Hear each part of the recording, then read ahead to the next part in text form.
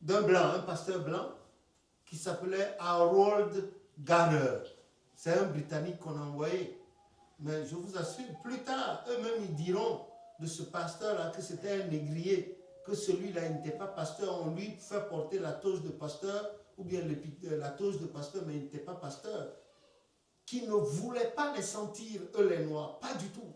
Ils les traitaient de blackies, blackies, blackies. Eux, ils ne comprenaient pas l'anglais. C'est après qu'ils ont su ce que ça voulait dire blackies, blackies, blackies. Des nègres, etc., etc. Ce monsieur était plus violent avec eux et cruel. Il était plus sévère encore que le maître Moïse Oussou Niassou. Et un jour, le comble, c'est qu'il leur a demandé d'aller faire des briques, de se joindre aux maçons pour faire des briques à dessein de construire le collège protestant de Porto-Novo, qui aujourd'hui, les gens appelaient ça séminaire protestant.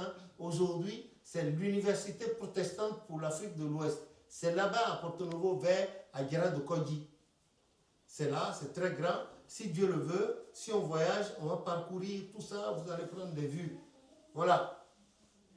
Et l'ensemble des internes a refusé, ils ont refusé catégoriquement, parce qu'ils étaient un peu plus grands déjà. Ils ont refusé d'obéir. Le monsieur, il a trouvé bon que de les éjecter, les envoyer dans la rue. Ils sont partis. Papa Joseph Kochofa, le père de notre futur prophète, est allé secrètement voir ce pasteur blanc pour lui expliquer les conditions dans lesquelles il avait eu papa au chauffard. Il a dit non. Par 2 fois, il a dit non. J'ai chassé ton fils Samuel comme les autres. Donc, allez. Et malgré lui,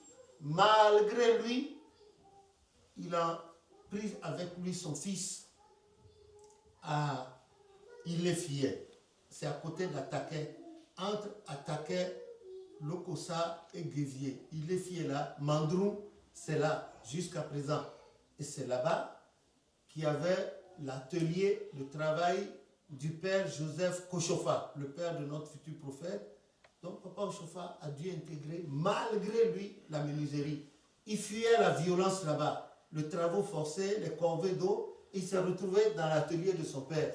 La menuiserie, ce n'est pas un métier facile. Il faut soulever le bois, les timers là.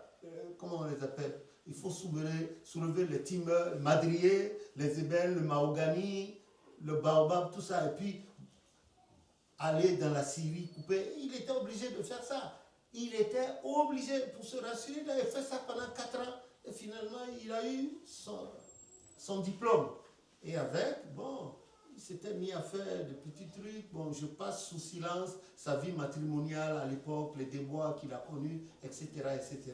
Je passe également sous silence cette jeune dame européenne qui tenait à l'épouser. Et papa Ochofa a dû l'écarter habilement. Bon, je vous montre, je crois vous avoir montré ce coin-là, à l'entrée de Porto-Novo. Bon, je passe sous silence tout ça. Mais il a évolué au point que, après la mort de son papa, il travaillait et il a intégré la chorale protestante de Ouezoumen. Et là, il va retrouver son jeune ami, son frère de chambre, Nathaniel Akodjemou, fils aîné de son premier maître précepteur. Nathaniel était, après les Britanniques blancs, le premier maître de chœur noir à jouer à la harmonium, à plusieurs claviers et à lire la musique, parce qu'entre-temps, son père, le maître Oussou, l'avait envoyé à Ibadan pour les études de langue et de musique. Ensuite, au Ghana, il est revenu, donc il est devenu le premier maître de chœur noir de l'église protestante méthodiste du Dahomey. Et je crois qu'il y a cette chorale là, ils ont fait une histoire là-dessus, sur lui également. Donc, il a retrouvé son frère et ami, papa, notre futur prophète Ochofa, qui était à la chorale, et après 16 heures, il jouait à un instrument, la trompette, dans la fanfare de Porto-Novo. Cette photo-là, elle existe. Cette photo où on l'a vu avec trompette en main, ça existe. Quand le temps va arriver, si Dieu le veut, on va exhiber la photo. Voilà. Donc, il faisait ça. Mais à un moment donné, il a dû quitter l'église protestante parce qu'il y avait une espèce d'hypocrisie que son âme n'acceptait pas. C'est-à-dire que le dimanche et les jours de prière, ces coreligionnaires protestants étaient là. On les voyait chanter, tout ça là, parler de Dieu. Mais dès qu'ils rentraient chez eux, il y avait des figurines dans la cour, il fallait mettre de l'huile là-dessus.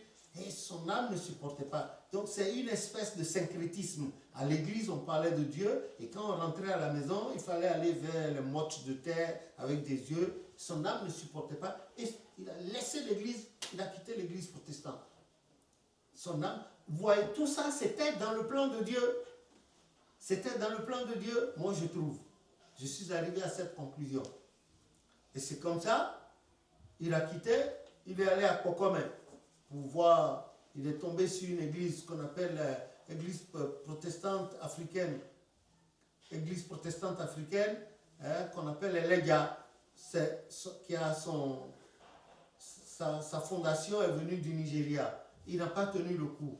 Ensuite, il est tombé à Domé, à Dota, chez un groupe qu'on appelait Sérafou. En bon français, c'est la congrégation chrétienne de l'ordre sacré éternel des chérubins séraphins. Et il y avait une dame, Madame Akisongo, et un monsieur qu'on appelait Captain. C'était eux qui avaient amené l'église là. Je n'ai pas le temps, sinon j'allais raconter comment cette église s'est finalement installée au Dahomey par le truchement de papa Loko, qui était aussi protestant, mais dont la femme a eu la guérison là-bas, et il est devenu le premier papa Loko. Ses enfants sont encore là. Il est devenu le premier membre de cette église dans le Dahomey. Il est resté avec eux, il a évolué jusqu'à en devenir la 17e personnalité, grâce à son ami Tchaffer qui en était la 16e. Tchaffer aussi était un menuisier charpentier comme lui. Mais au milieu là, les gens, il y avait une espèce de jalousie qui animait les gens de cette congrégation vis-à-vis de lui, parce que quand il priait aux gens, on avait l'impression que les prières connaissaient un exaucement, ce qui excitait les autres à se dire comment nous on est anciens, lui il est arrivé, et puis, bon, je ne veux pas entrer dans les crasses qu'ils lui ont faites, qui l'ont emmené à quitter ce milieu. Il est parti, et c'est là-bas qu'il a connu Félicia Kossou, qui deviendra plus tard Mama Yaman. C'est là-bas qu'il était avec son ami Tchaffer, et quand il est parti de là-bas, Tchaffer et sa femme, qui était Félicia Kossou, lui ont montré les voies pour aller à l'intérieur du pays pour faire écouler son petit commerce. Et il embarquait vers l'intérieur, vers la zone rurale, au débarcadère de Deguetopa. C'est là encore jusqu'à présent. Si plaît à Dieu, on va y aller et vous allez voir. Pour ceux qui ont fait Porto Novo, ils connaissent Deguetopa. C'était là où il embarquait pour aller vendre dans l'arrière-pays le superflu, les lampions, les petites lampes à base de torches, et puis on mettait du pétrole et il envoyait tout ça à l'arrière, et il en profitait pour acheter du bois, surtout le bois d'ébène. C'est eux qui lui ont montré cette voie pour qu'il puisse se faire, parce que la trompette seule ne suffit pas. Jouer à la fanfare seul ne suffisait pas pour nourrir l'homme et pour se marier. Entretenir des enfants, ce n'est pas possible. Voilà comment ça s'est passé. Et quand il faisait ça, et il a quitté les chérubins, il a rencontré encore, il est devenu membre d'une autre église qu'on appelle Église christique primitive, qui est venue aussi du Nigeria et était dirigée par quelqu'un, un certain Nwem Lagoué. Lui, c'était le grand frère de Nwem Lagoué, Pierre, qui est devenu sacristain de l'église. Celui-là, c'est le grand frère. Et il est allé là-bas, donc désormais, il se méfiait. Il a été brûlé. On dit que quand le serpent te mord, tu vois un ver de terre, tu fais attention. Donc désormais, il fait très attention. Il est devenu membre de cette église qu'on appelait Église christique primitive, Cette église avait des ramifications dans l'arrière-pays, surtout vers le pays Ouémen, où plus tard il recevra son appel spirituel.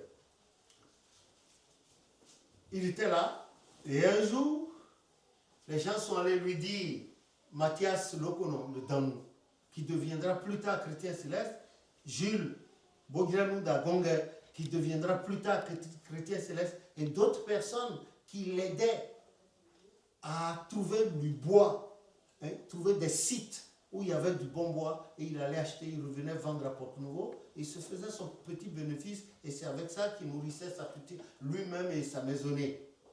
Et un jour, ils sont allés lui dire qu'il y a du bois, sont partis, le bois était déjà coupé, presque fini d'être coupé, il est parti avec son piroguier, Yemaleso là, et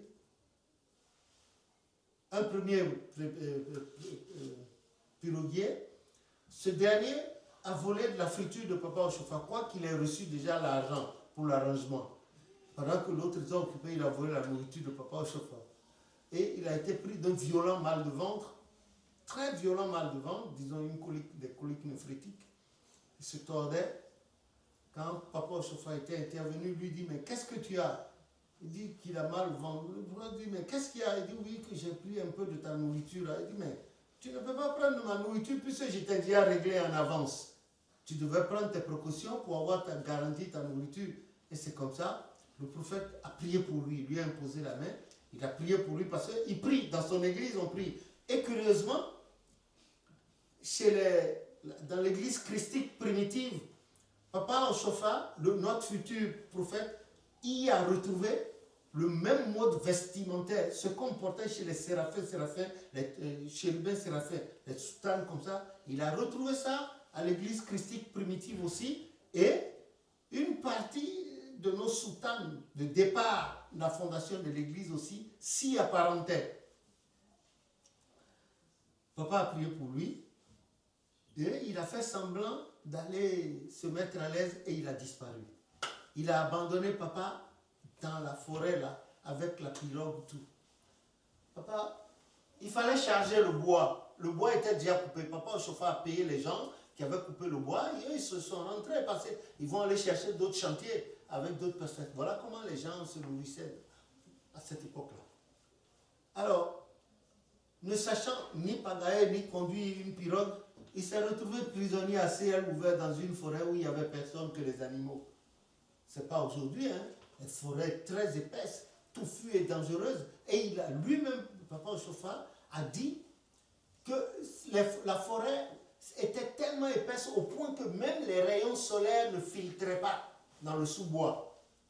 Donc il est resté, et c'est après, quand il y a eu éclipse, le phénomène d'éclipse de soleil, dont il avait entendu parler mais n'avait jamais vécu ce phénomène, qu'il a reçu l'appel initiatique, où il a entendu Luli, Luli, Luli, tandis qu'il priait, il a entendu. Il avait sa Bible, et lui-même a dit que quand il était chez le maître Moïse, que Nathaniel Yassoun, son compagnon de chambre, amenait la Bible de son père, une des Bibles de son père, et les deux se cachaient. Parce que Nyassoun lisait un peu déjà. Les deux se cachaient et Nyassoun lisait. Et lui, il expliquait.